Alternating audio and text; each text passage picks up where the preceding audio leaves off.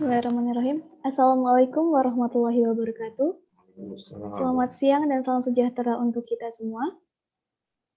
Bapak dan Ibu yang kami hormati, kami ucapkan selamat datang pada acara Tarhib Ramadan DKM Halim, Kantor Pengawasan dan Pelayanan Bea dan Cukai Tipe Madya PBNA Jakarta, dengan tema Ramadan Terindah Istiqomah Ibadah Muamalah di Tengah Wabah. Sebelum kita memulai acara pada siang hari ini, izinkan saya, Pipit Indira Hajaryanti, untuk memandu dan membacakan tata tertib pada acara Tarhib Ramadan siang hari ini. 1. Pada saat acara berlangsung, semua mikrofon peserta akan dibisukan demi menjaga ketertiban. 2. Para peserta dihimbau untuk mengaktifkan video pada saat acara berlangsung dan menggunakan virtual background yang telah disediakan oleh panitia. 3. Peserta akan diberikan waktu untuk berdiskusi atau bertanya setelah pembicara menyampaikan materi melalui kolom chat atau fitur raise hand pada aplikasi Zoom.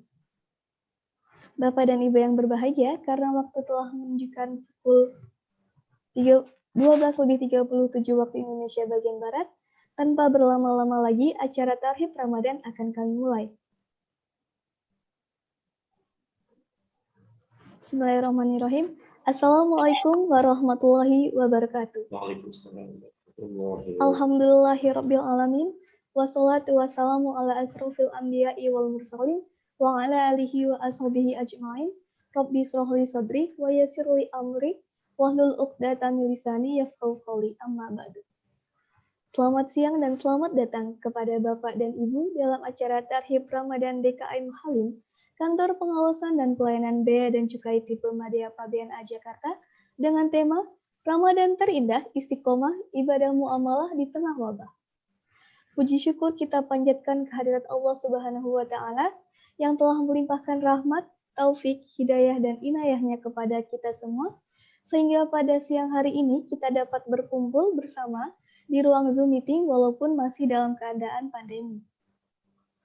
Tidak lupa sholawat dan salam kita junjungkan kepada Nabi besar Muhammad SAW beserta keluarga dan para sahabatnya. Mudah-mudahan kita semua mendapatkan syafaatnya pula di yaumul akhir nanti. Amin, amin, Allahumma amin. Yang terhormat Kepala Kantor Pengawasan dan Pelayanan Bea dan Cukai Tipe Madya PBNA Jakarta, Bapak Untung Purwoko. Yang kami hormati Bapak dan Ibu Pejabat Eselon 4 dan Pejabat Fungsional Pemeriksa Bea dan Cukai di lingkungan KPPBC Tipe Madya PBNA Jakarta. Yang kami hormati pemateri Tarhib siang hari ini, Ustadz Dr. Daud Irsyad, mohon izin, Ustadz Dr. Daud Rashid, serta yang kami banggakan Bapak dan Ibu peserta Tarhib Ramadan siang hari ini. Sebelum memulai acara Tarhib Ramadan, marilah kita bersama mendengarkan lantunan ayat suci Al-Quran beserta terjemahnya yang akan dilantunkan oleh Bapak Dani dan juga Saudara Asep. Kepada Bapak dan Saudara Asep, kami silakan.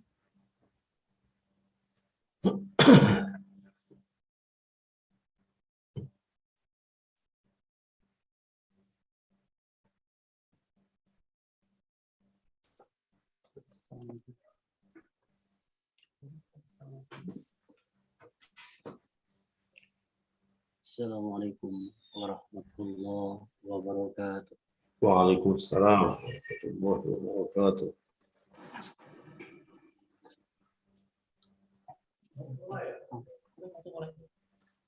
A'udzu billahi minasy syaithanir rajim.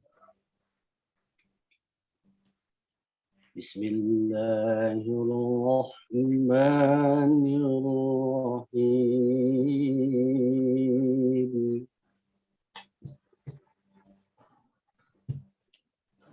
Ya ayyuhalladzina amanu kutiba alaikumus siyam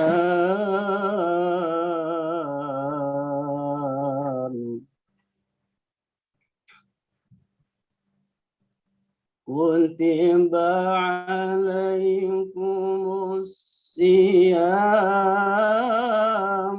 kama kuntum كتب على الذين من قبل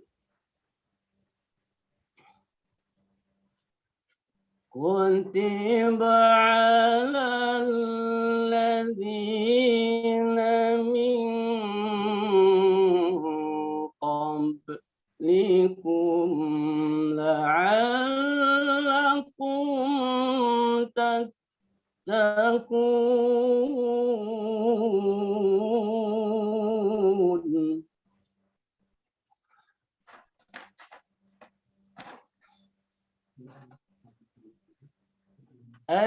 أياما معدودات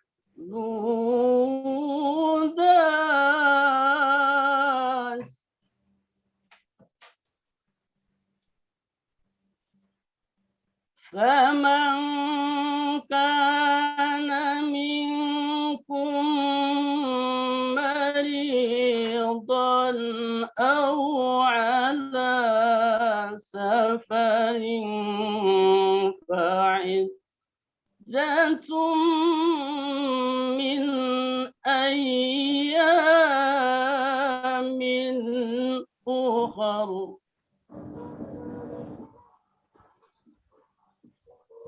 وعلى الذين يطيقونه فدية طعام مسكين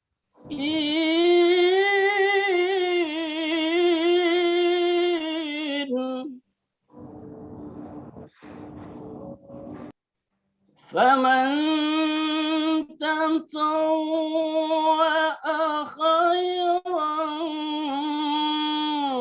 فهو خير له وأن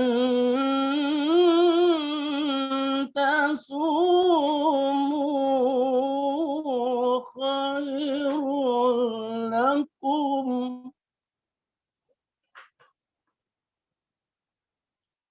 وأن تصوموا خير لكم إن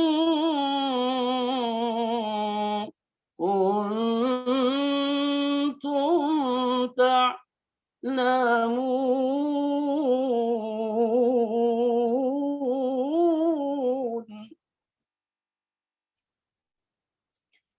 وأن تصوموا خير لكم إن كنتم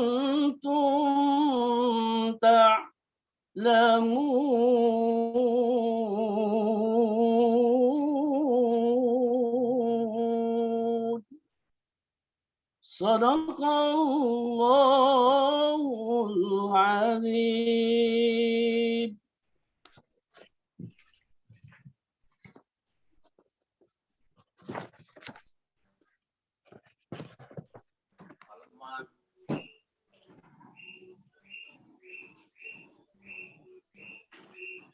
Aku berlindung kepada Allah dari godaan setan yang terkutuk. Dengan menyebut nama Allah yang Maha Pengasih, lagi Maha Penyayang. Hai orang-orang yang beriman, diwajibkan atas kamu berpuasa sebagaimana diwajibkan atas orang-orang sebelum kamu, agar kamu bertakwa, yaitu dalam beberapa hari yang tertentu. Maka barang siapa di antara kamu ada yang sakit atau dalam perjalanan, kemudian ia berbuka, maka wajiblah sebanyak hari yang ditinggalkan itu pada hari-hari yang lain. Dan wajib bagi orang-orang yang berat menjalankannya jika mereka tidak berpuasa membayar fidyah, yaitu memberi makan seorang miskin. Barang siapa yang dengan kerelaan hati mengerjakan kebajikan, maka itulah yang lebih baik baginya. Dan berpuasa lebih baik bagimu jika kamu mengetahui. Maha benar Allah dengan segala firman-Nya. Wassalamualaikum warahmatullahi wabarakatuh. Waalaikumsalam warahmatullahi wabarakatuh. Terima kasih. Bapak dan Ibu yang berbahagia, memasuki acara selanjutnya ialah sambutan Kepala Kantor Pengawasan dan Pelayanan Bea dan Cukai Tipe Madya Pabean Jakarta. Kepada Bapak Untung Purwoko, kami silakan. Terima kasih, Pipit. Ya, Pak. Bismillahirrahmanirrahim. Assalamualaikum warahmatullahi wabarakatuh. Waalaikumsalam warahmatullahi wabarakatuh. Yang sangat saya hormati Ustadz Dr. Daud Rashid MA, serta saudara-saudara sekalian, Bapak Ibu, dan hadirin hadirat yang berbahagia. Pertama-tama, marilah kita panjatkan puji syukur kehadirat Allah Subhanahu wa Ta'ala atas berkat rahmat dan hidayahnya, dan juga telah melimpahkan kesehatan dan kesempatan kepada kita, sehingga pada siang hari ini kita bisa berkumpul semua dalam satu ruangan. Di sini ada dalam Zoom meeting, yaitu sebagai sarana untuk melaksanakan kegiatan pembinaan amal, mental, pegawai, dan pengajian tartib Ramadan 1442 Hijriah. Salawat dan salam senantiasa kita limpahkan pada junjungan Nabi kita Muhammad SAW yang telah mengeluarkan manusia dari gelap gulita kekafiran menuju cahaya kebenaran yang terang benderang, yaitu agama Islam. Saudara-saudara sekalian, Bapak Ibu dan hadirin hadirat yang saya hormati, terutama kepada Ustadz kita, Bapak Dr. Daud Rashid MA, kami sangat berterima kasih atas kehadirannya dan berkenan dalam majelis ini, dan insya Allah beliau nanti akan memberikan ma'yadul hasanah kepada kita semua untuk menyambut bulan Ramadan 1442 Hijriah dengan mengambil tema Ramadan terindah, istiqomah ibadah muamalah di tengah wabah. Selanjutnya, kami juga menyampaikan rasa terima kasih yang sebesar-besarnya kepada hadirin dan hadirat yang dimuliakan Allah Subhanahu wa Ta'ala, bahwa bisa hadir dalam acara ini yang diadakan oleh DKM Al-Halim, Kantor Pengawasan dan Pelayanan Bea Cukai Jakarta. Semoga kegiatan kita ini dicatat oleh Allah Subhanahu wa Ta'ala sebagai amal salih. Amin ya rabbil alamin. Bapak Ibu, hadirin hadirat yang saya hormati, tidak panjang lebar, marilah kita sama-sama dengarkan apa yang disampaikan oleh Ustadz kita pada siang hari ini.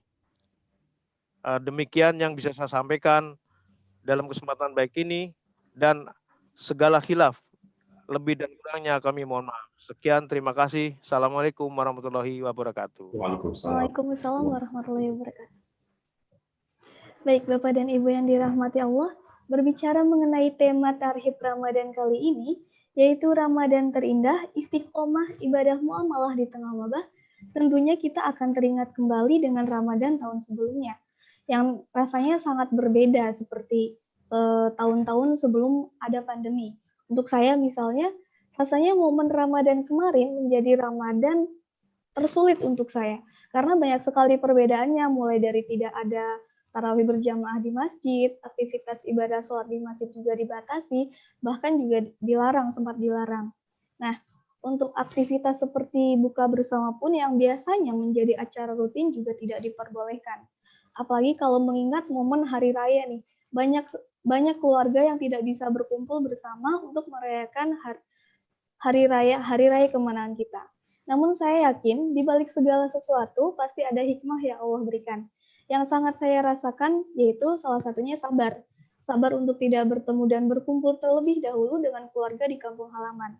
Sabar untuk selalu berhusnudzon atas segala rencana Allah, dan masih banyak lagi. Nah, tentunya kali ini kita sudah lebih siap menghadapi Ramadan. Siap untuk meraih sebanyak-banyaknya kebaikan di bulan yang penuh berkah ini. Baik, sudah bergabung bersama kita di sini Ustadz Dr. Daud Rashid MA. Assalamualaikum Ustadz, apa kabar? Waalaikumsalam warahmatullahi wabarakatuh. Terima kasih. Baik, izin Ustadz, biasanya Ustadz lebih sering dipanggil Ustadz Daud atau Ustadz Rashid? Daud, saya bisa Ustadz Daud ya. Baik, saya memanggil Ustadz Daud juga ya Ustadz. Ya. Kalau dari Ustadz sendiri merasakan perbedaan apa Ustadz antara Ramadan tahun kemarin dan juga tahun sebelumnya sebelum ada pandemi ini Ustadz? Ya, semua mungkin perasaannya sama saja. Hanya saja memang kita disuruh berlatih. Artinya kita harus menyesuaikan diri, ya. Jadi kita juga tidak pasrah sehingga kita tidak berbuat apa-apa. Itu kan tidak dibenarkan. Kita harus berbuat, apalagi merupakan kewajiban, harus dilaksanakan. Hanya saja ya kita bisa menyesuaikan mana yang lebih sesuai, lebih pas, lebih cocok dengan sebuah kondisi. Baik, sebelum Ustadz memulai materi hari ini, saya izin membacakan CV singkat Ustadz terlebih dahulu. Ustadz, mohon dikoreksi bila ada kesalahan.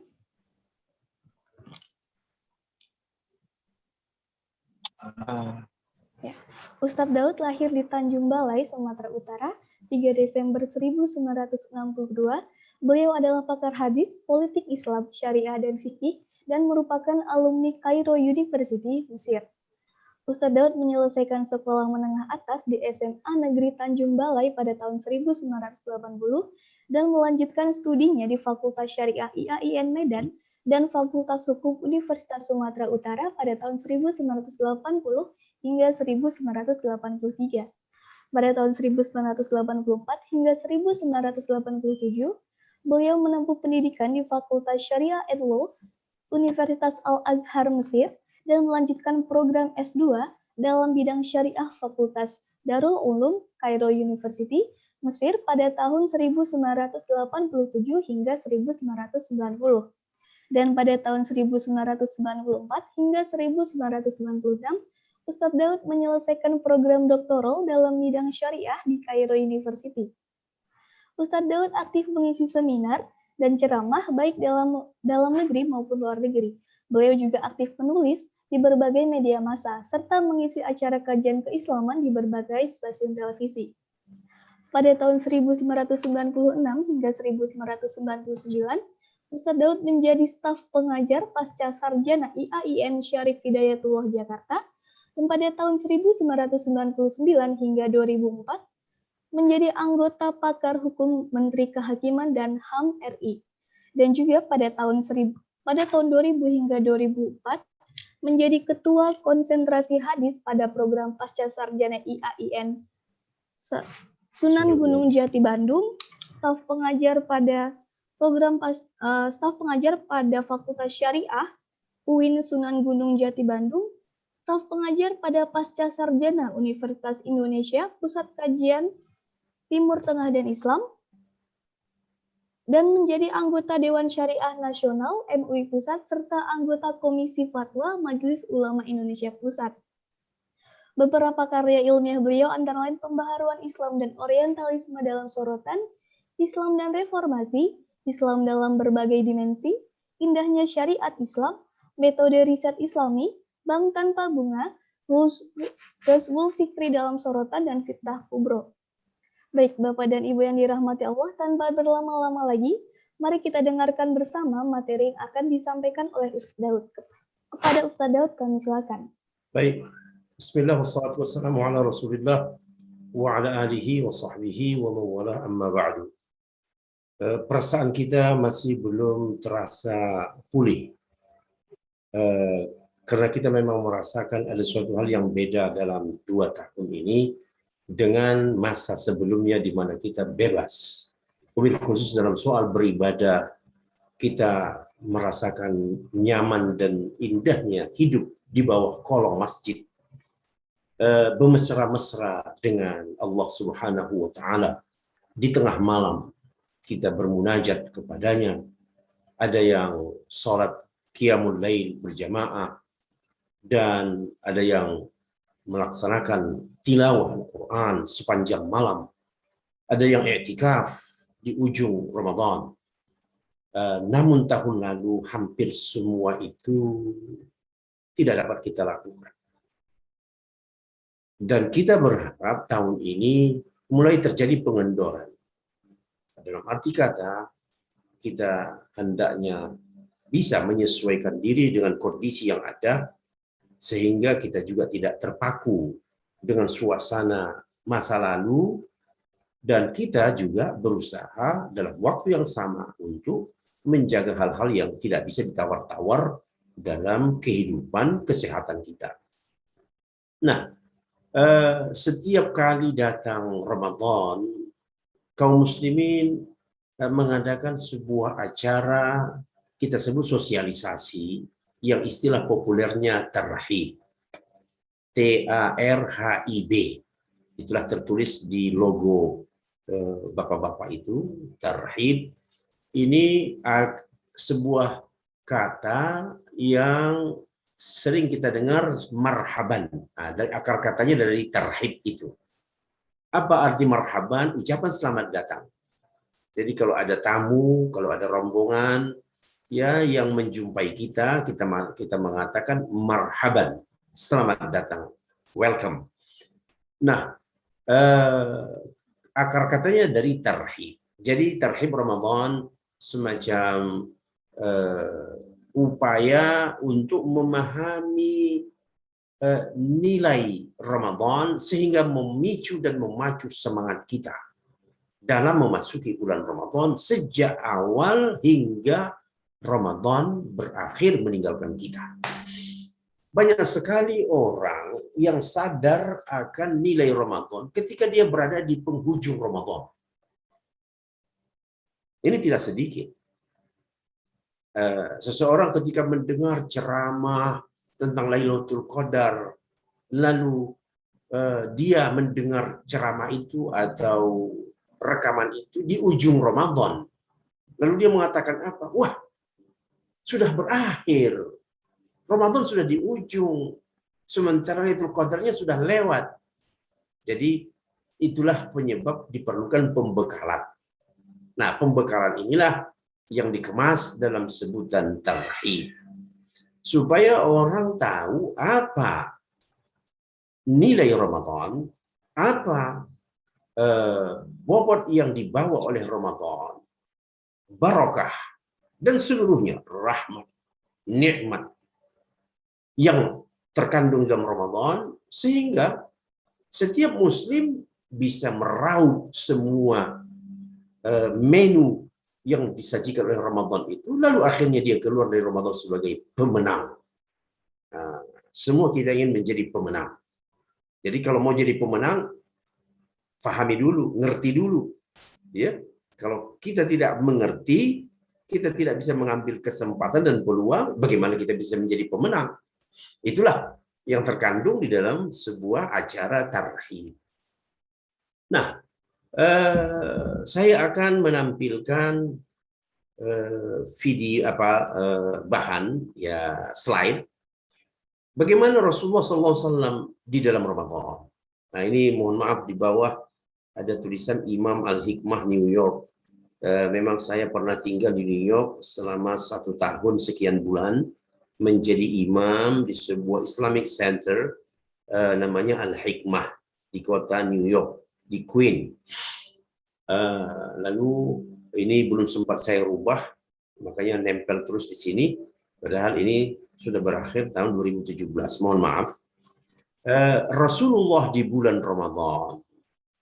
Mari kita lihat apa sabda Nabi menggambarkan kemuliaan Ramadan. Apabila Ramadan tiba, idza jaa Ramadan, futihat abwabul jannah. Pintu-pintu surga dibuka. Subhanallah. Berarti sebelumnya tidak dibuka. Datang Ramadan, pintu-pintu surga dibuka. Kemudian futihat abwabul jannah wa ughliqat abwabu jahannam. Pintu-pintu jahannam itu ditutup kalau sudah masuk Ramadan. Wa suffidatis syayatin, dan syaitan-syaitan dibelenggu. Masya Allah. Inilah kemuliaan Ramadan. Artinya kondisi ini tidak ada pada bulan di luar Ramadan. Jadi kalau pintu surga itu di luar Ramadan berarti ditutup. Datang Ramadan, dia dibuka. Nanti berakhir Ramadan, dia ditutup kembali. Kenapa dia dibuka pada bulan Ramadan? Menghormati Ramadan. Nah, dari sini saja kita sudah paham. Jadi sesuatu yang sangat dimuliakan. Ramadan itu bulan paling mulia. Kalau orang sudah mengerti kemuliaan Ramadan, kira-kira apa mau dia bermalas-malas dalam bulan Ramadan?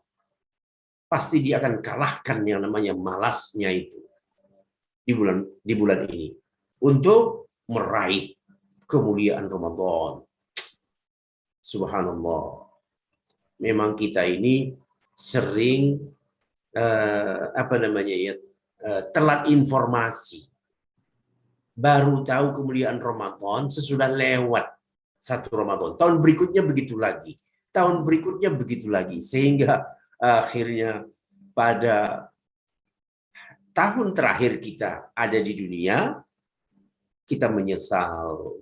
Kenapa aku tidak memanfaatkan Ramadan? Sekian kali Ramadan lewat dalam hidupku, tetapi tidak ada yang bermakna, tidak ada yang berarti dari Ramadan itu. Nah, inilah penyesalan nanti di akhir zaman. Nah, jadi kita lihat di sini ada yang mungkin menyentak setan-setan dibelenggu. Nah, pengertiannya ini apa?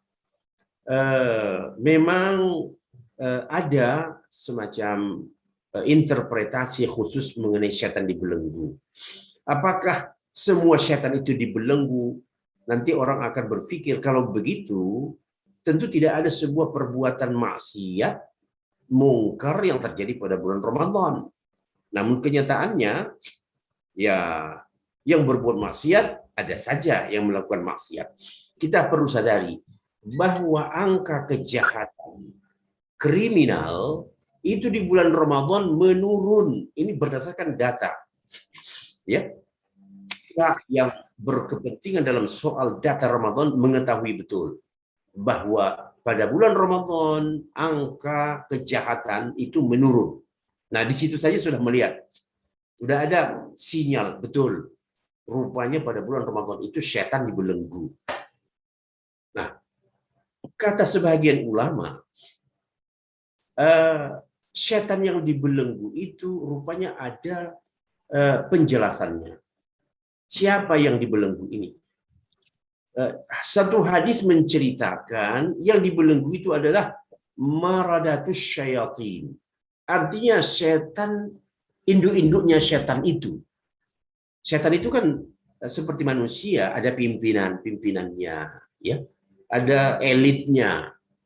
Jadi yang dibelenggu itu adalah elit-elitnya setan. Sementara anak-anak buahnya tetap berkeliaran. Maka oleh karenanya kita melihat perbuatan jahat, perbuatan kriminal juga tetap terjadi. Namun terjadi penurunan. Nah, ini soal kata setan-setan dibelenggu. Kita melangkah terus bahwa Ramadan itu diberikan julukan ya sesuai dengan sudut pandang. Bahwa Ramadan itu dianggap sebagai syahrul ibadah. Kemudian syahrul ta'ah. Kemudian syahrul sabar. Kemudian syahrul jihad. Kemudian syahrul tarbiyah. Kemudian syahrul taubah. kemudian syahrul Quran. Ini semuanya ada relevansinya dengan Ramadan. Nah, mari kita lihat kenapa dikatakan Ramadan itu syahrul ibadah. Ya kita merasakan sendiri ya. Masjid-masjid jadi penuh. Ya, artinya ada kesadaran orang bahwa Ramadan itu memang syahrul ibadah. Dan kita merasakan sendiri bagaimana kita yang bekerja di siang hari full dari mulai awal jam kerja sampai nanti berakhir jam kerja. Kalau di hari biasa kita mungkin bisa merasakan sendiri kalau sudah pulang itu sudah berat untuk melaksanakan apa saja karena sudah terlalu lelahnya di luar. Tapi ternyata hampir kita tidak pernah mengeluh bahwa pada malam hari kebanyakan kita masih kuat melakukan salat-salat nawafil. Seperti apa? Seperti tarawih. Kurang tidur malam. Nanti tengah malam kita masih saja apa? Kuat untuk tahajud. Qiyamul lail bulan Ramadan. Nah, ini menandakan indikasi kuat bahwa memang Ramadan itu adalah syahrul ibadah.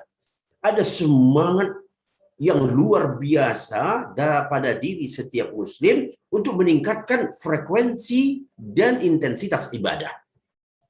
Nah, lebih-lebih lagi nanti kalau itu terjadi pada 10 hari yang terakhir. Subhanallah. Masih mungkin terngiang dalam pikiran kita kalau kita melihat channel ya televisi ya artinya saluran dari Arab Saudi, Makkah, Madinah, bagaimana pada 10 malam terakhir seperti siang. 10 malam itu seperti siang. Dan siangnya berubah seperti malam, sepi. Nah, hampir kegiatan tidak ada. Mulai nanti kegiatan itu sore menjelang ya setelah asar. Nah, jadi ini memang menunjukkan bahwa Ramadan benar dijiwai sebagai bulan ibadah. Banyak hadis yang terkait dengan Ramadan ini sebagai bulan ibadah, kan begitu ya? Rasulullah SAW orang yang paling pemurah pada bulan-bulan biasa, tetapi pada bulan Ramadan ia lebih pemurah lagi. Nah, kenapa? Karena merasakan beda berinfak di hari biasa dengan di hari Ramadan. Kemudian begitu juga Rasulullah pernah bersabda, wahai orang-orang yang berniat berbuat baik, ayo jangan kamu tunda-tunda niat baikmu. Laksanakan segera. Sebaliknya, hai orang-orang yang berniat buruk, ayo batalkan segera niatmu. Jangan kau mulai. Niat jahatmu itu jangan kau mulai. Ini bulan Ramadan. Nah, kemudian begitu juga sering Ramadan ini diberi julukan syahrul ta'ah. Ya, arti kata ta'at kan ketaatan, ya. Ketaatan itu artinya kepatuhan, ketundukan. Ya. Kita tunduk kepada siapa? Kepada Allah Ta'ala. Apakah kita hanya tunduk dan taat itu pada 1 bulan saja? Oh tidak. Tapi latihannya pada bulan Ramadan. Jadi kalau orang berlatih untuk taat pada bulan Ramadan, memang itu bisa diharapkan ketaatan itu berlanjut sampai setelah bulan Ramadan.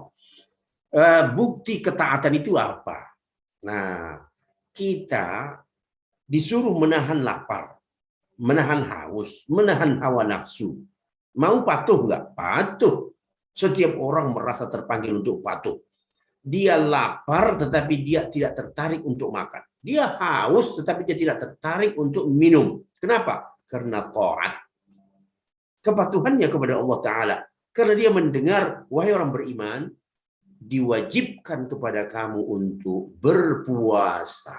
Dan puasa itu rukunnya tidak makan, tidak minum, dan tidak mengikuti hawa nafsu syahwat. Nah, jadi itu terukur, lihat ya ketaatan itu. Kemudian begitu juga orang pada bulan Ramadan cenderung meninggalkan maksiat, kecuali memang sudah dicap hatinya. Ya, kalau orang-orang yang sudah dicap hatinya ini ya tidak peduli mau Ramadan tidak Ramadan, maksiat jalan terus. Ya, penyimpangan jalan terus di bulan Ramadan. Tentu itu adalah orang-orang yang tidak Ya, artinya yang sudah dicap hatinya. Kemudian syahrus sabar. Ramadan itu adalah bulan membina kesabaran. Masya Allah. Jadi kondisi kita sekarang yang tidak bisa bebas, kita harus menyikapinya juga dengan sabar. Ya. Jadi puasa mendidik kita untuk sabar. Kita sabar lapar, sabar haus. Dalam keadaan capek, kita disuruh untuk beribadah, ya, qiyamul lail malam, kita sabar melakukannya. Kita tidak give up, ya, tidak menyerah. Waduh, saya sampai di sini aja dah, sudah nggak kuat. Oh tidak, sabar. Jadi sabar beribadah, sabar menahan hawa nafsu, sabar bekerja mencari nafkah.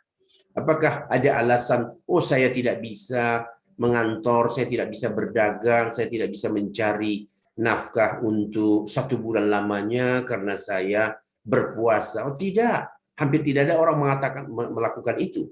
Jadi dia tetap bekerja, sabar dalam bertarung menghadapi keadaan untuk mencari nafkahnya. Baik, begitu juga dari sisi pendidikan. Ramadan ini dikatakan bulan pembinaan. Nah, tarbiyah itu artinya bisa pendidikan ataupun pembinaan. Syahrut tarbiyah. Apa yang dibina? Nah, biasanya yang dibina ini terdiri dari 3 hal. Yang pertama, ruhiyah. Ruh ini sesuatu yang tak kelihatan. Tetapi dia memiliki keadaan mirip dengan fisik. Ruh ada kalanya lapar, ada kalanya haus, ada kalanya kenyang, ada kalanya puas, ada kalanya nikmat, ada kalanya menderita, itu ruh. Nah, jadi konsumsi ruh itu apa? Konsumsi ruh itu ibadah. Jadi oleh karenanya kita selama bulan Ramadan ini mengenyangkan unsur ruhiyah kita. Masya Allah. Dengan mengingat Allah, beribadah, banyak sholat, banyak tilawah, kemudian banyak berinfak. Ini artinya kita apa? Sedang mengenyangkan, memberi konsumsi kepada ruh kita. Karena selama 11 bulan, mungkin ya sholat tetap sholat, tetapi kadang-kadang tidak maksimal. Sholat kita, ibadah kita tidak maksimal. Jadi ibaratnya makan itu ya makan adanya seadanya aja. Nah, lalu pada bulan Ramadan ini betul-betul dipuas-puaskan ini ruh ini untuk ya menikmati keperluannya. Kemudian begitu juga bahwa membina mental dengan membentuk kepribadian yang jujur. Nah, ingat nih, ada pelajaran yang terkandung dalam Ramadan. Pembinaan mental. Pembinaan mental ini terwujud dari apa? Terwujud dalam bentuk kejujuran.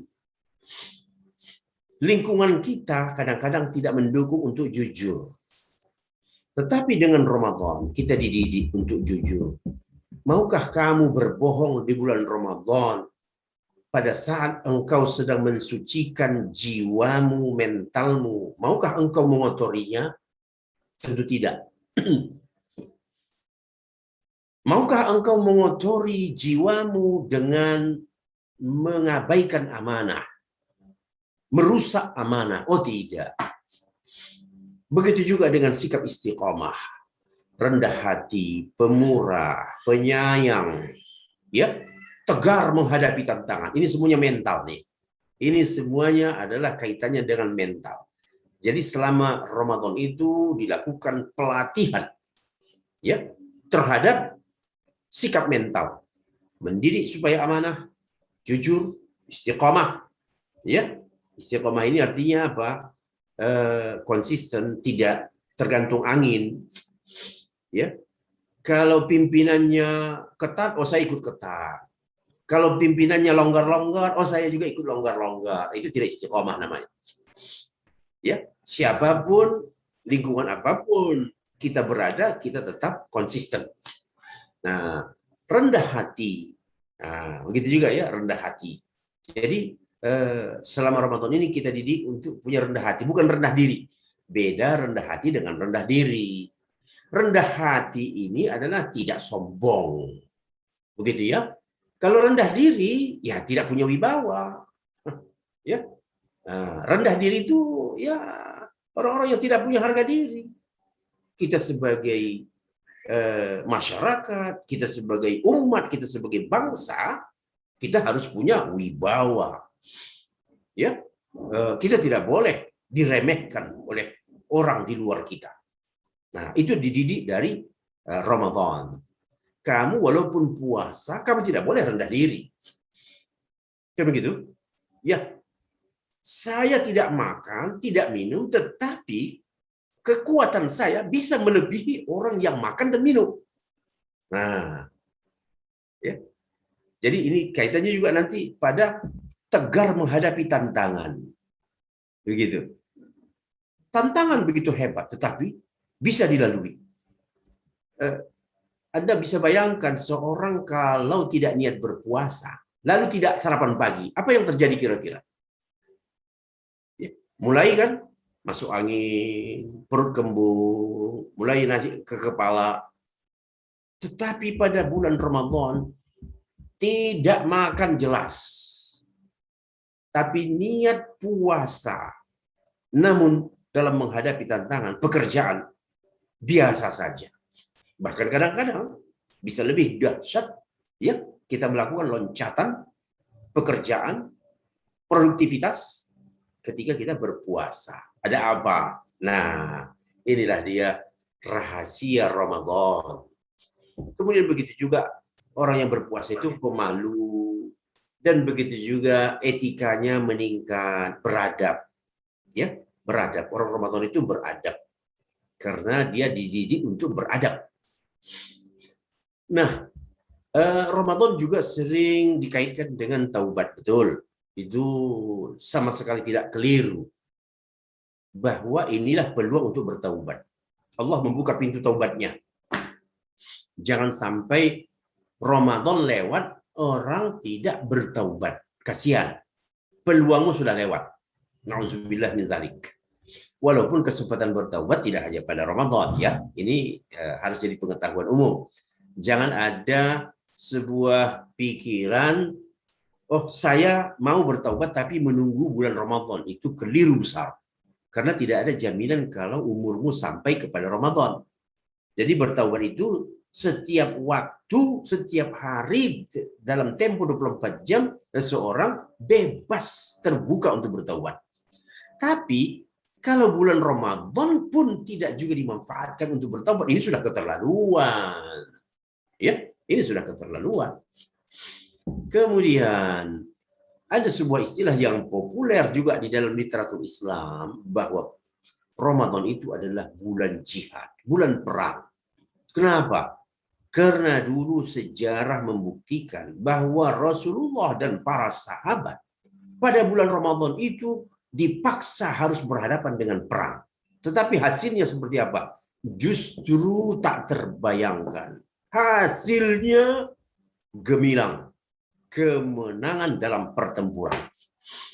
Ya, siapa saja yang membaca literatur, ya kita di dalam Islam ini dari kecil sering mendengar kata-kata Badar. Bahkan sampai ada namanya sholawat Badar di kalangan Nahdiyin, saudara-saudara kita orang NU, ada yang namanya sholawat Badar. Saking populernya itu istilah Badar. Ya, secara umum Badar, ya, adalah nama peristiwa gemilang, peristiwa agung, di mana kaum muslimin pertama kali puasa dihadapkan pada perang di bulan Ramadan. Kaum muslimin tidak siap perang pada saat itu, tetapi dia dipaksa oleh kaum musyrikin untuk perang. Karena kalau tidak dihadapi, eksistensi akan habis. Lalu Rasulullah memimpin pasukan untuk perang pada bulan Ramadan itu di suatu wilayah yang namanya Badar antara Makkah dan Madinah. Apa yang terjadi? Pasukan kaum musyrikin Quraisy tunggang langgang, yang mati banyak, yang kabur banyak, harta mereka menjadi rampasan perang ya oleh kaum muslimin. Kemudian begitu juga ada peristiwa di dalam hidup Nabi namanya pembukaan kota Makkah. Kota Makkah yang selama sekian puluh tahun dikuasai oleh kaum Quraisy, tetapi pada bulan Ramadan tahun 10 Hijrah, yang terjadi apa? Rasulullah merebut kembali kota Makkah. Luar biasa. Nah, Allah memerintahkan Nabi-Nya untuk harus mengambil alih kota Makkah.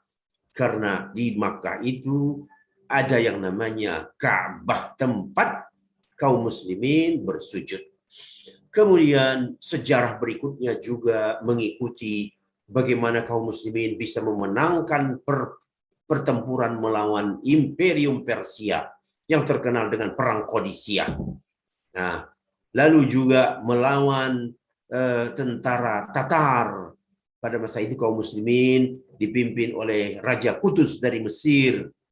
Nah, lalu kemudian Al-Quran juga turun pada bulan Ramadan. Sehingga sering-sering kita mendengar Ramadan syahrul Quran, Ramadan syahrul Quran. Artinya apa? Ramadan itu adalah bulannya Al-Quran. Bulan di mana diturunkannya Al-Quran. Nah, ini begitu banyak ayat-ayat suci Al-Quran ya. Inna anzalnahu fi lailatul qadar. Kami menurunkan Quran itu pada malam Lailatul Qadar. Itu Qadar itu adalah pada bulan Ramadan. Jadi bulan Ramadan adalah bulan yang dalam diturunkan Al-Quran. Kemudian Al-Quran itu petunjuk bagi umat manusia. Sebenarnya umat manusia bukan hanya kaum muslimin, tetapi yang memperpegangi Al-Quran hanya kaum muslimin, sehingga mereka lah yang akan mendapatkan petunjuk. Kemudian begitu juga Al-Quran itu keterangan dari petunjuk dan pemisah antara kebenaran dan kebatilan. Kemudian pada bulan Ramadan Rasulullah memeriksakan bacaannya kepada Jibril. Jibril tiap hari datang kepada Nabi Muhammad SAW untuk memeriksakan bacaan Nabi terhadap Al-Quran. Begitulah hebatnya Ramadan. Di luar Ramadan tidak seperti itu. Tidak tiap malam Jibril turun. Nah, kemudian para imam-imam mengkhatamkan Al-Quran berkali-kali dalam sehari selama Ramadan. Kemudian selanjutnya produk unggulan Ramadan, Lailatul Qadar. Nah, ini yang kita tidak boleh lewat dengan izin Allah Ta'ala. Jangan sampai lewat. Mau pandemi, mau wabah, mau apa, Lailatul Qadar harus diraih. Kita kalahkan segala-galanya untuk meraih Lailatul Qadar. Nah, ada apa dengan Lailatul Qadar? Itu bulan yang di dalamnya dijumpai malam yang paling mulia, Lailatul Qadar. Qadar itu artinya kemuliaan. Jadi Lailatul Qadar malam kemuliaan. Ya. Lailatul Qadar itu berlangsung setiap tahun. Jadi tidak ada namanya ini musim pandemi, Lailatul Qadar tidak ada. Oh, tidak ada. Mau pandemi tidak pandemi, Lailatul Qadar tetap. Waktunya berada di sekitar 10 terakhir dari bulan Ramadan. Nah, jadi oleh karenanya inilah kenapa kita melakukan pembekalan supaya tahu produk unggul dari Ramadan ini adalah Lailatul Qadar. Bagaimana Al-Quran menggambarkan Lailatul Qadar itu? Khairum min alfi syahrin. Lebih baik dari 1000 bulan. Coba hitung-hitung 1000 bulan itu berapa tahun? Lebih dari 83 tahun. Kata Allah, yang mendapatkan malam Lailatul Qadar lebih baik, bahasanya lebih baik, bukan sama, ya, bukan sama, tetapi lebih baik. Lebih baik. Artinya apa? Satu kali pada Lailatul Qadar lebih baik daripada beribadah 1000 bulan. Jadi siapa yang tidak terpacu mendengarkan Lailatul Qadar, wah, itu adalah orang yang mungkin na'udzubillah hatinya telah dicap. Lalu apa ibadah yang disunnahkan pada 10 terakhir itu? Rasulullah melakukan i'tikaf, ya, berdiam di masjid, beribadah, mengurung diri. Dan ini adalah kebiasaan seluruh umat Muhammad seluruh dunia. Nah, jadi inilah barangkali kemudian di ujung Ramadan itu kita mengeluarkan zakat fitrah. Atau begitu juga sebahagian mengeluarkan zakat harta. Namun zakat harta ini tidak terkait dengan Ramadan. Yang terkait dengan Ramadan itu adalah zakat fitrah. Zakat harta kapan saja kalau sudah jatuh tempo dia harus dikeluarkan. Nah, seseorang yang memiliki harta kekayaan mungkin berupa tanah pertanian, mungkin berupa ya artinya harta-harta yang produktif, yang menghasilkan, maka itu semua wajib dikeluarkan zakatnya ya sekali dalam setahun, jumlahnya 2,5%. Dan itu tidak terlalu terkait dengan Ramadan. Karena bisa saja seorang mulai usahanya di luar bulan Ramadan, maka ketika jatuh tempo 1 tahun, maka wajib dia mengeluarkan zakat mal. Barangkali dari saya inilah sementara, semoga konsep tentang Ramadan begitu jelas bagi kita dan kita siap untuk melaksanakannya untuk meraih kesuksesan di dalam Ramadan. Bapak pimpinan kepala kantor Bea Cukai yang saya hormati dan kawan-kawan di kantor Bea Cukai, inilah konsep Ramadan. Apa yang harus kita ketahui dari bulan Ramadan, sekali lagi mari punya tekad untuk meraih semaksimal mungkin bonus yang diberikan oleh Ramadan kepada umat Muhammad SAW. Terima kasih. Baik, Masya Allah. Terima kasih kepada Ustadz Daud atas materi yang diberikan. Acara selanjutnya yang saya yakin sudah ditunggu oleh Bapak dan Ibu sekalian ialah sesi tanya jawab. Bapak dan Ibu dapat menggunakan fitur raise hand atau melalui kolom chat untuk mengajukan pertanyaan mengenai materi yang tadi telah disampaikan oleh Ustadz Daud. Baik, kepada Bapak dan Ibu kami silakan.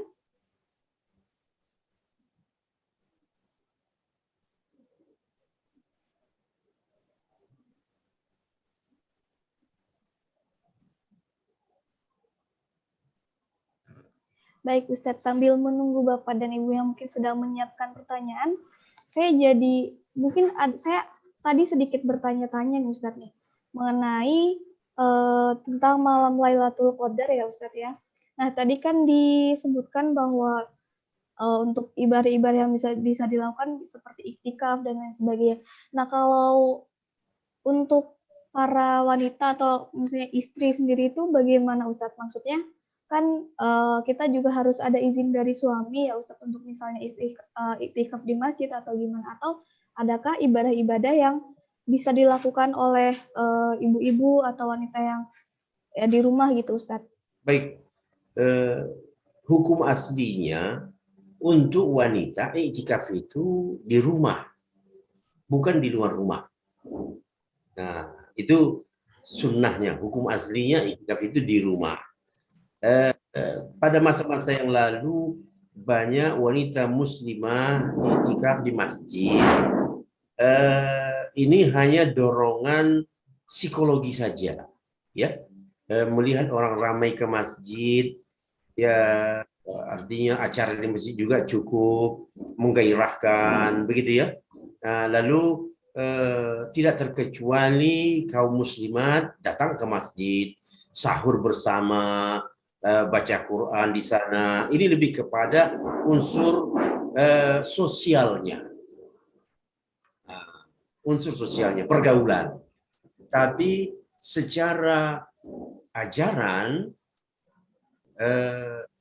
perempuan itu ibadahnya secara umum adalah di rumah. Nah, bahkan istri-istri Nabi pun iktikafnya memang di rumah.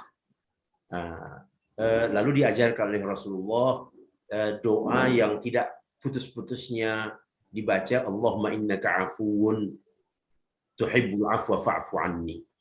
Ya, untuk sendiri ya. Kalau kita sendiri, Allahumma innaka afuwun tuhibbul afwa fa'fu anni. Ya Allah, Engkau Maha Pemaaf dan menyukai kemaafan. Allah itu kan Maha Pemaaf dan suka memaafkan. Ya, kalau Allah tidak maafkan, waduh, luar biasa, isi neraka. Sedangkan Allah Maha Pemaaf saja orang tidak mau minta maaf. Ya.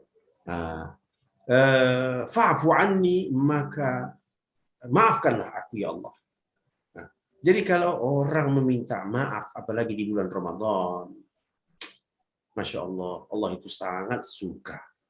Nah, jadi kembali kepada pertanyaan bahwa ibadah kaum muslimat wanita, apakah itu tarawih ataupun i'tikaf, itu aslinya memang di rumah.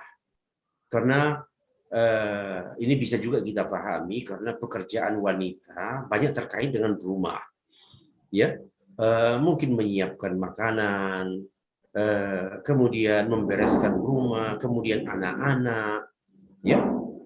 Jadi Islam secara umum tidak membebani wanita untuk beribadah di luar rumah, karena kantor utamanya itu ada di dalam rumah. Terima kasih. Baik, terima kasih Ustadz atas jawaban yang diberikan. Baik, di kolom chat sudah ada beberapa pertanyaan Ustadz. Untuk yang pertama dari Pak Fuad Mufti, dan mohon izin karena mic-nya tidak, audionya sedang tidak bisa, saya izin membacakan pertanyaannya Ustadz. Pertanyaannya adalah, Ustadz, dengan kondisi pandemi sekarang, di mana masjid dibatasi kegiatannya, bagaimana untuk dapat tetap mendapatkan keutamaan iktikaf di 10 hari terakhir Ramadan nantinya?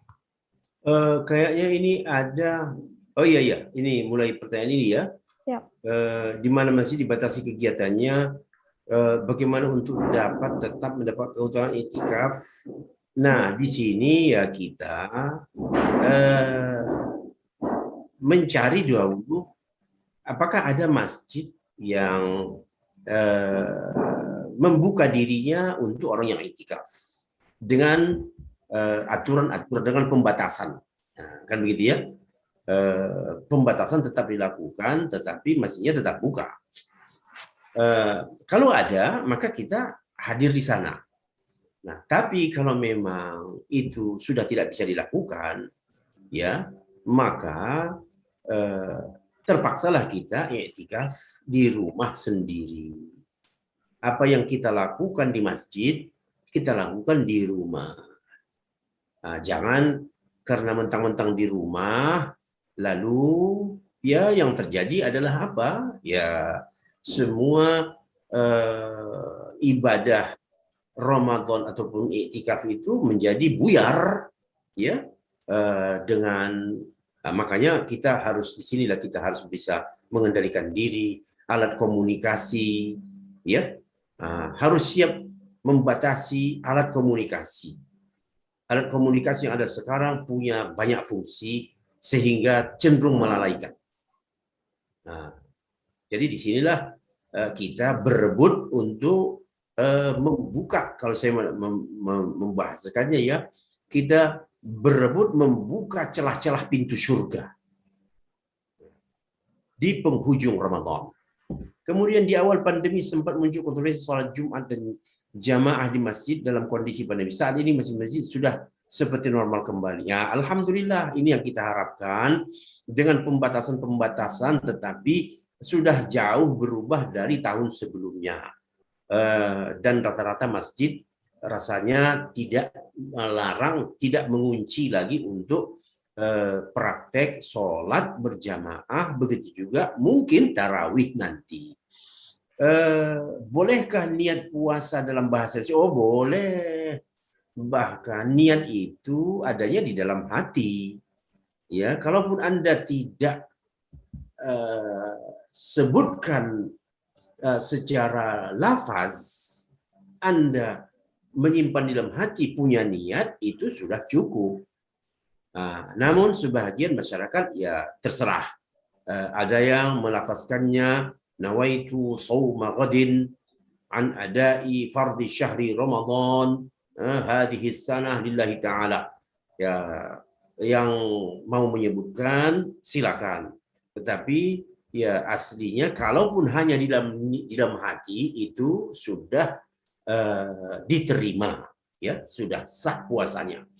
Jangan seorang ragu, aduh saya belum membaca, belum berniat tadi untuk hari ini. Loh, kamu tadi sahur nggak? Sahur. Loh, kenapa kamu bangun sahur kalau nggak berniat?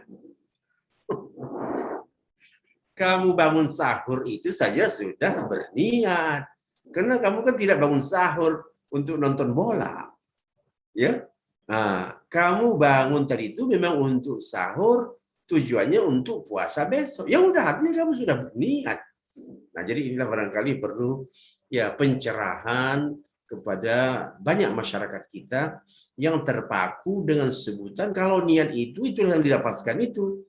Kalau salat namanya nawaitu usolli, kalau puasa namanya itu nawaitu shauma ghadin, itu lafaz niat. Lafaz niat tidak mutlak. Yang mutlak itu kata-kata di dalam hati, kesengajaan. Sahur dulu dah, mau puasa besok ini, sahur dulu. Ntar lapar saya kalau nggak sahur. Artinya kamu udah berniat puasa. Iya. Assalamualaikum, bolehkah niat puasa dan niat puasa yang sahih yang bagaimana Ustaz? Terima kasih, saya kira sudah terjawab. Sebaiknya seperti apa menyikapi hal di atas? Hal di atas tadi barangkali ini terkait dengan sholat. Ya, kalau saya ditanya, lihat kondisi Anda, kesehatan Anda, ya, karena beda orang beda tingkat kesehatannya. Kalau kita memang merasa sehat dan kesempatan di masjid terbuka, tidak bisa dipungkiri bahwa beribadah di rumah Allah itu tidak ada tandingannya, ya, akan beda kualitasnya. Tapi kalau kondisi fisik kita memang terasa kok menurun, ya, saya harus lebih waspada, ini jangan sampai lebih buruk nanti. Itu di dalam, artinya di dalam syariat kita pun aturan itu baik dalam kondisi pandemi tidak pandemi, memang ada sebuah aturan kalau badan tidak sehat tidak harus ke masjid. Nah, tapi kalau badan sehat datang ke masjid gitu. Assalamualaikum. Waalaikumsalam. Mau tanya tanda-tanda seorang mendapatkan Lailatul Qadar. Wah, ini pertanyaan yang muncul hampir tiap tahun, ya. Tanda-tandanya susah, ya. Tidak ada tanda-tanda fisik. Ya, paling tanda-tanda alami dari hari itu yang ada di dalam hadis. Ya, besoknya itu kalau umpamanya malam Lailatul Qadar, besoknya itu matahari itu bersinar tapi tidak apa namanya, ya, tidak menyengat. Nah, itu pertanda bahwa tadi malam itu adalah Lailatul Qadar. Dan ini bisa dirasakan. Ya. Coba aja tes nanti 10 malam terakhir. Tiap pagi Anda memantau sinar matahari. Akan Anda dapatkan ada satu pagi matahari sudah dari awal bersinar tapi tidak menyengat. Nah, itulah isyarat bahwa tadi malam itu adalah Lailatul Qadar. Nah, oleh karenanya ya kita jangan berpedomannya ke situ. Berpedomannya Lailatul Qadar itu ada 10 malam terakhir, maka saya sudah fokuskan dalam 10 malam terakhir ini saya akan ibadah. Nah, jadi semua orang yang sudah mengkhususkan waktunya untuk ibadah selama 10 malam terakhir, dia insya Allah akan meraih Lailatul Qadar. Begitu. Kalau pas puasa besok jadwal vaksin, batal nggak puasanya? Ya, berdasarkan pendapat yang lebih kuat, memasukkan sesuatu ke dalam tubuh membatalkan puasa. Ya, begitu. Pertanyaan, mana yang lebih afdal dalam membaca Al-Quran? Apakah membaca sebanyak-banyaknya meskipun tidak paham arti maksudnya, ya, atau membaca lalu memahaminya, atau fokus membaca lalu? Kalau di dalam Ramadan ada kekhususan. Kekhususannya apa? Khatamkan. Nah, di luar Ramadan, baru Anda punya program. Di luar Ramadan punya program, saya mau khusus surah Al-Maidah. ya, dalam satu, katakan saja dalam satu pekan ini saya mau memahami suratul Maidah. Itu di luar Ramadan, oke. Nah, tapi di dalam Ramadan fokusnya mengkhatamkan. Bagaimana supaya khatam? Faham nggak faham itu nanti setelah Ramadan baru kita bicarakan gitu. Nah, ya. Jadi memang kita berebut untuk khatam di dalam bulan Ramadan. Malam apa yang utama yang perlu dilaksanakan dalam rangka menghidupkan 10 malam? Yang utama itu adalah 10 malam terakhir. Nah, ya, ini jawaban saya. Malam apa yang utama? Nah, yang utama itu adalah 10 malam terakhir. Jangan tanya lagi malam apa. Jadi 10 malam itu kita hadir, ya, dalam beribadah dengan dengan kondisi yang berbeda dengan hari-hari biasa. Semangat, keikhlasan, ya, ketekunan, keteduhan, itu dalam 10 malam itu semuanya kita fullkan. Ya, mungkin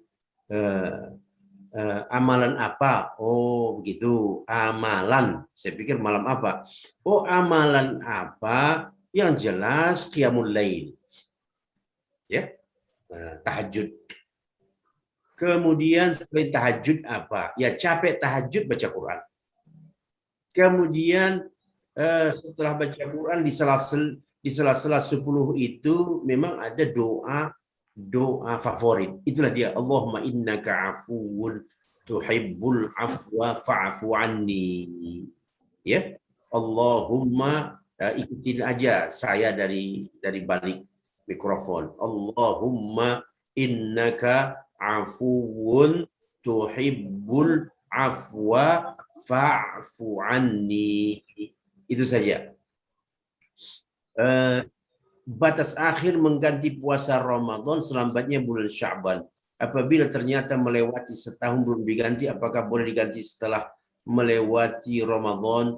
Ini maksudnya wanita haid kali ya, atau apa? Atau orang-orang yang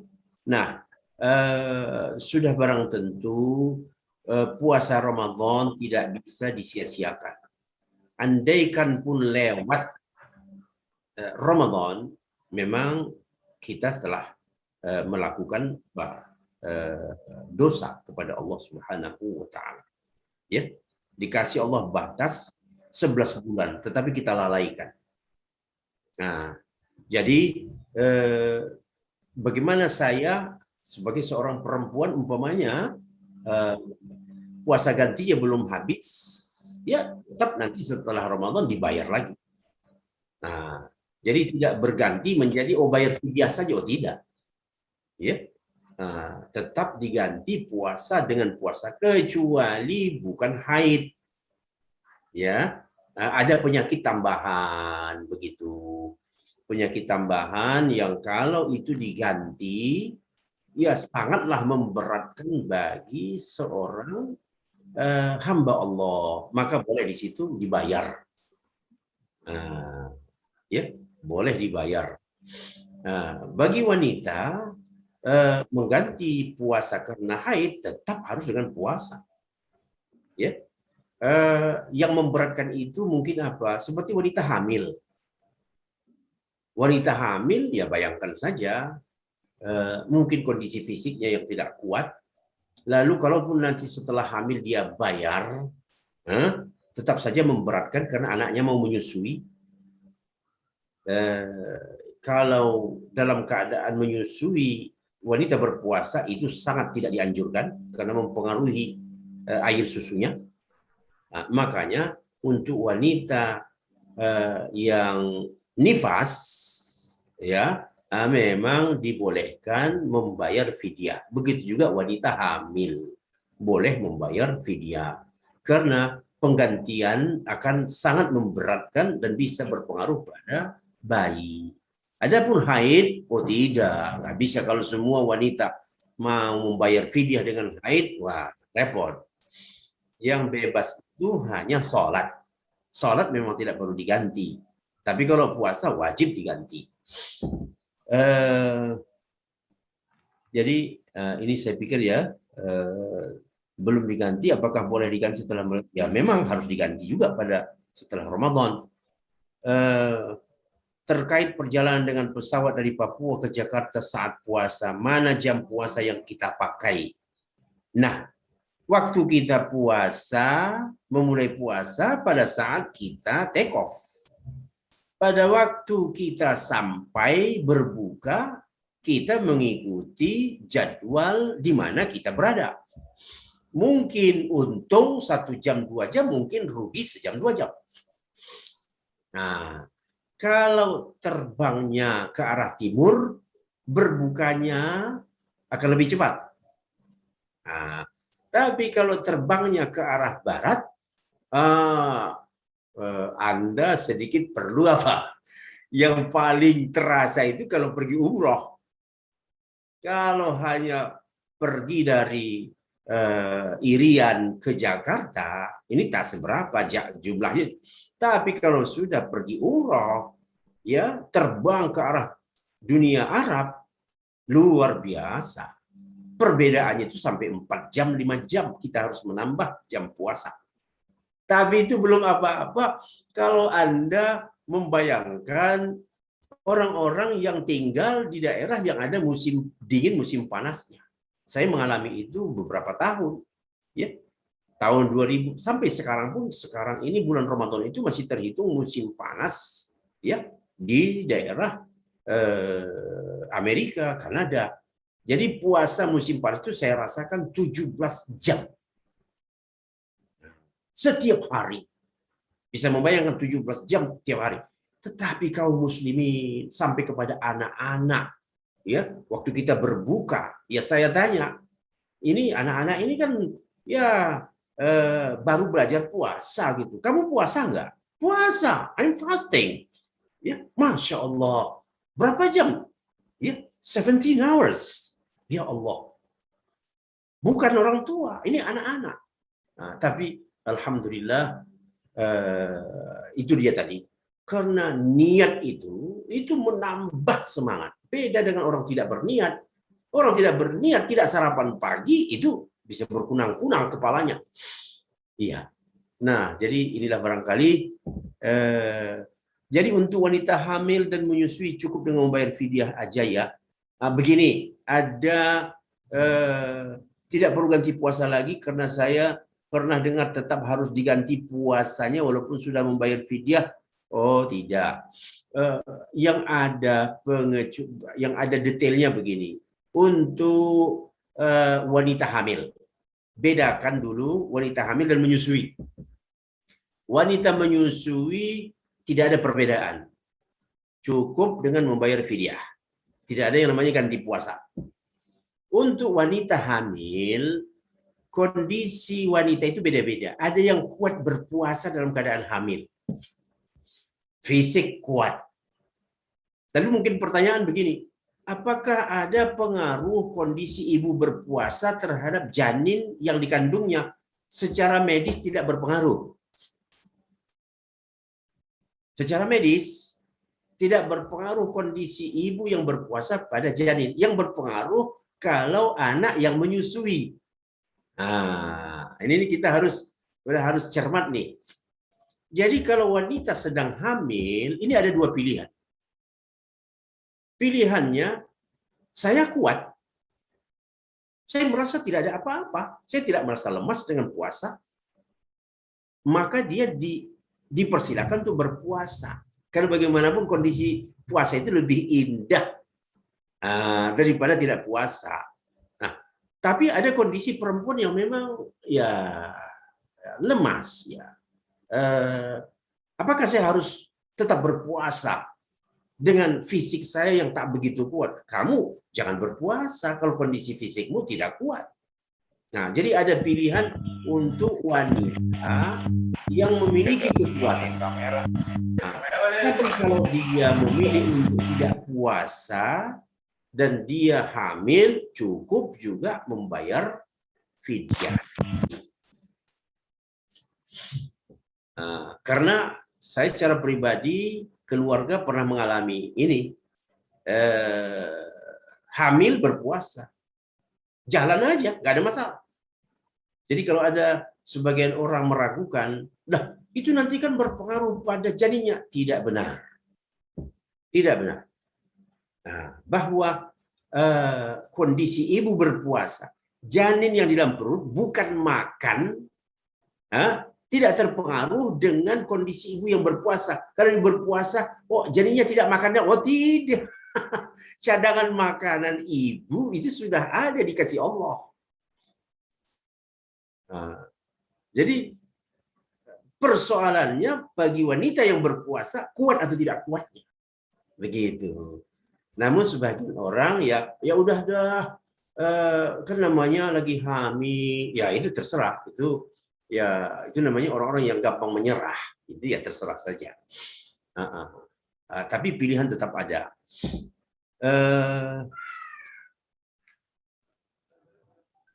Karena keterbatasan waktu, Ibu Raina sebagai penutup, ya udah, oke, bolehkah mau tanya lagi, bolehkah fidyah digantikan dengan amal sedekah? Syukur Ustadz, ya fidyah tetap fidyah, ya fidyah niatnya tetap fidyah, ukurannya ada, ya ukurannya ada, ya sebanyak orang makan. Nah, terima kasih. Saya berterima kasih kepada Bapak Untung sebagai pimpinan, ya, dan kawan-kawan di Bea Cukai. Semoga Allah Ta'ala memberikan ya kelonggaran, kemudahan kepada kita, wabil khusus selama bulan Ramadan ini, sehingga semua kemuliaan Ramadan itu dapat kita raih. Dari saya, Daud Rashid. Wassalamualaikum warahmatullahi wabarakatuh. Waalaikumsalam warahmatullahi wabarakatuh. Luar biasa sekali. Waalaikumsalam warahmatullahi wabarakatuh. Baik, banyak sekali yang bertanya ini Ustadz, tapi mohon izin karena keterbatasan waktu kita cukupkan sesi tanya jawabnya. Terakhir tadi dari Pak Adi, pertanyaan dari Pak Adi.